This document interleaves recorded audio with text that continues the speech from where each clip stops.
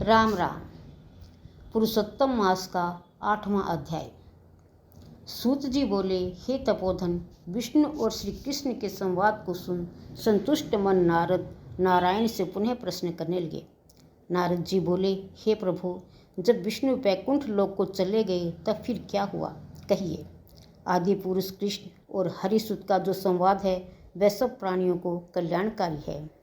इस प्रकार प्रश्न सुन फिर भगवान बद्री नारायण जगत को आनंद देने वाला बृहत आख्यान कहने लगे। श्री नारायण बोले, तदनंतर विष्णु बड़े प्रसन्न होकर वैकुंठ लोक को चले गए। वहां जाकर हे नारद, अधिक मास को अपने पास ही बसा लिया और अधिक मास वैकुंठ में वास पाकर अत्यंत प्रसन्न हुआ और 12 मासों का राजा होकर विष्णु के साथ रहने लगा। 12 मासों में मल मास को श्रेष्ठ बनाकर विष्णु मन से संतुष्ट हुए। हे मुनि, अनंतर भक्तों के ऊपर कृपा करने वाले भगवान युधिष्ठिर और द्रौपदी की ओर देखते हुए कृपा करके अर्जुन से बोले। श्री कृष्ण बोले, हे राज शार्दूल, हमको मालूम होता है कि तपोवन में आकर आप लोगों ने दुखित होने के कारण पुरुषोत्तम मास का आदर नहीं किया। वृंदावन की शोभा के नाथ भगवान का प्रिय पात्र पुरुषोत्तम मास आप वनवासियों का प्रमाद से व्यतीत हो गया। भीष्म, द्रोणाचार्य, कर्ण के भय से संतृष्ट मन आप सब लोगों ने भय और द्वेष से मुक्त होने के कारण प्राप्त पुरुषोत्तम मास का ध्यान नहीं किया। कृष्ण द्वैपायन व्यासदेव से प्राप्त विद्या के आराधन में तत्पर रणवीर अर्जुन के इंद्रकील पर्वत पर चले जाने पर उसके वियोग से दुखित आप लोगों ने पुरुषोत्तम मास को नहीं जाना। अब यदि आप यह पूछें कि हम क्या करें, तो मैं यही कहूँगा कि भाग्य का अवलंबन करो। पुरुषों का जैसा अदृष्ट होता है वैसा ही सदा भासता है। भाग्य से उत्पन्न जो फल है वह अवश्य ही भोगना पड़ता है। सुख, दुख, भय, कुशलता इत्यादि भाग्य अनुसार ही मनुष्यों को प्राप्त होते हैं। अतः अदृष्ट पर विश्वास रखने वाले आप लोगों को अदृष्ट पर निर्भर रहना ही चाहिए। अब इसके बाद आप लोगों के दुख का दूसरा कारण है। आश्चर्यजनक इतिहास के सहित कहते हैं, हे महाराज, हमारे मुख से कहा हुआ सुनो। श्री कृष्ण बोले, यह भाग्यशालिनी द्रौपदी पूर्व जन्म में बड़ी सुंदरी मेधावी ऋषि के घर उत्पन्न हुई थी।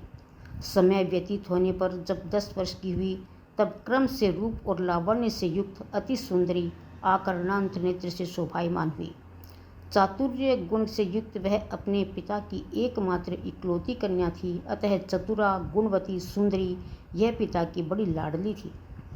मेधावी ने सदा लड़के की तरह इसे माना, कभी भी अनादर नहीं किया। यह भी साहित्य शास्त्र में पंडिता और नीति शास्त्र में प्रवीणा थी। इसकी माता इसकी छोटी अवस्था में ही मर गई थी। पिता ने ही प्रसन्नतापूर्वक इसको पाला पोसा था। पास में रहने वाली अपनी सखी के पुत्र पौत्रादि सुख को देख इसको भी स्पृहा हुई और तब यह सोचने लगी कि हमें यह सब सुख कैसे प्राप्त होगा। गुण और भाग्य का निधि, सुख देने वाला पति और सत्पुत्र कैसे होंगे। इस प्रकार मनोरथ विचारती हुई सोचने लगी कि पहले मेरा वह उपस्थित था, परंतु भाग्य ने बिगाड़ दिया। अब क्या करने से अथवा क्या जानने से एवं किस देवता की उपासना करने से या किस मुनि के शरण में जाने से अथवा किस तीर्थ का आश्रय करने से मेरी मनोकामना पूर्ण होगी।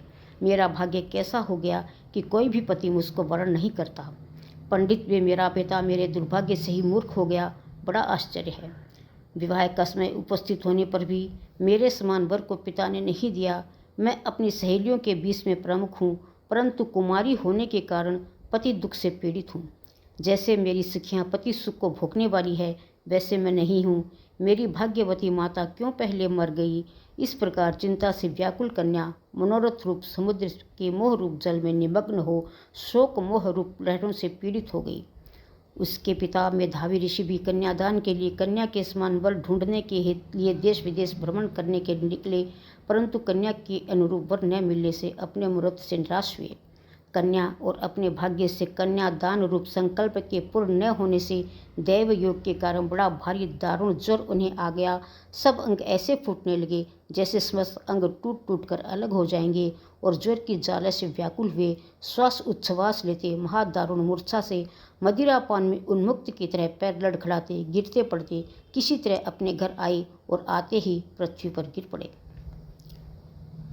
भय से विभल कन्या जब तक पिता को देखने आए तब तक कन्या को स्मरण करते हुए मेधावी मुनि मरणासन हो गए।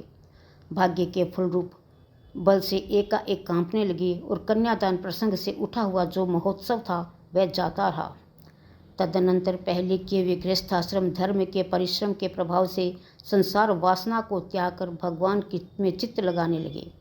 उस मुमूर्षु मेधावी ऋषि ने शीघ्र ही नीलकमल के समान श्याम त्रिवली से सुंदर आकृति वाले श्री पुरुषोत्तम हरि का स्मरण किया।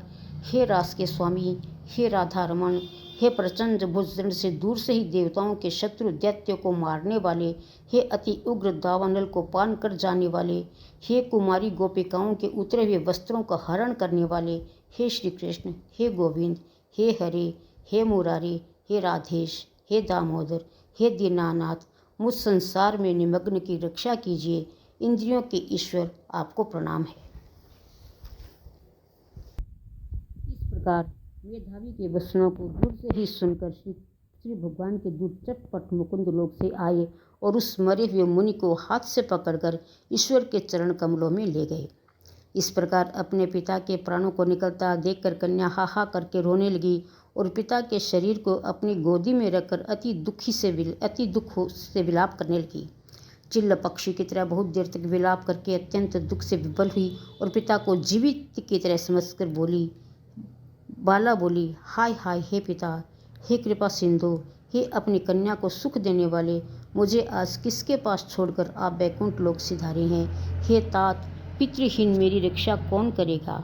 आज मेरे भाई बंधु माता आदि कोई भी नहीं है। हे तात, मेरे भोजन और वस्त्र की चिंता कौन करेगा।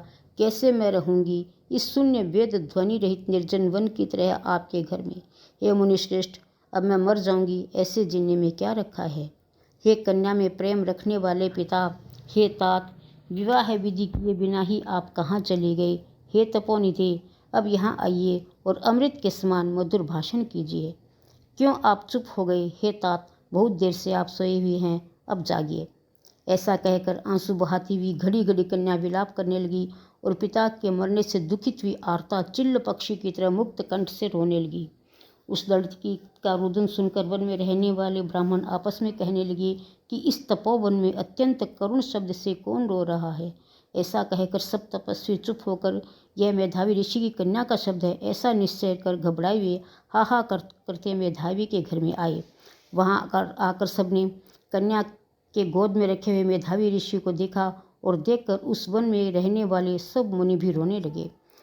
कन्या की गोद से शव को लेकर शिव मंदिर के पास शमशान पर गए। वहाँ काष्ठ की चिता लगाकर विधि से अंत्येष्टि कर्म कर उसका दाह किए। दाह के अनंतर कन्या को समझाकर सब ऋषि अपने अपने आश्रम गए। इधर कन्या भी धैर्य धारण कर यथाशक्ति क्रिया के लिए द्रव्य खर्च किया।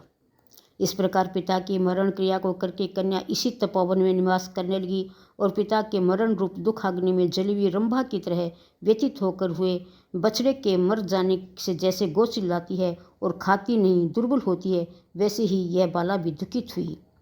इति श्री बृहन्नारायण दिव्य श्री पुरुषोत्तम मास महात्म्य में 8वां अध्याय।